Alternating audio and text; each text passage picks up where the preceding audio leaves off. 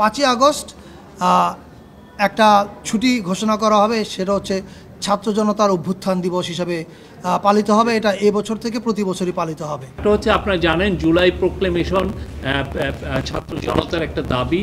তো জুলাই প্রোক্লেমেশনটা যাতে খুব মানে 5ই আগস্টের আগে এটা দেওয়া যায় সেই জন্য একটা কমিটি করা হয়েছে। এই কমিটির নেতৃত্ব দিবেন হচ্ছে ডক্টর ওয়াহিদুদ্দিন মাহমুদ, আমাদের প্ল্যানিং অ্যাডভাইজার। সেখানে আরও কয়েকজন অ্যাডভাইজার থাকবেন। তো ওনার নেতৃত্বে এনারা কাজ করবেন আমাদের স্টুডেন্টদের সাথে, পলিটিক্যাল পার্টিগুলোর সাথে করে ওনারা একটা জুলাই প্রোক্লেমেশনটা খুব দ্রুত যাতে এটা তৈরি করা যায় সেই জন্য ওনারা কাজ করবেন। এই দুইটা ছিল আজকের মেজর মিটিং। আরও বেশিরভাগই মূলত জুলাই যে গত বছরে যে জুলাই গণ অভ্যুত্থানে কী হয়েছে, এটা কিভাবে রিক্রিয়েট করা যায়, কীভাবে আবার সেই উনি যেটা বললেন সেগুলো নিয়ে মিটিং হচ্ছে। প্রায় 2 ঘন্টার মিটিং, সেখানে 9 জন অ্যাডভাইজার ছিলেন। Thank you. আর ইয়ের ক্ষেত্রে রেডিও টিভি স্বায়ত্তশাসনের এই কমিটি লিড করবেন doctor CR Abrar.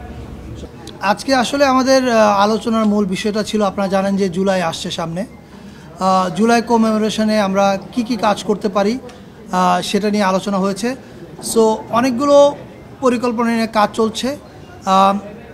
Press wing সামনে দ্রুত আপনাদেরকে একটা মিটিংয়ে ডাকবে, ডেকে ডিটেল প্রোগ্রাম জানাবে। তবে আজকে আমরা এইটুকু প্রাথমিকভাবে বলতে পারি যে জুলাইয়ের 1 তারিখ থেকে আমাদের কর্মসূচি শুরু হবে, কিন্তু মূল ইভেন্ট কিক অফ হবে জুলাইয়ের 14 তারিখ থেকে এবং এটা চলবে 5 আগস্ট পর্যন্ত।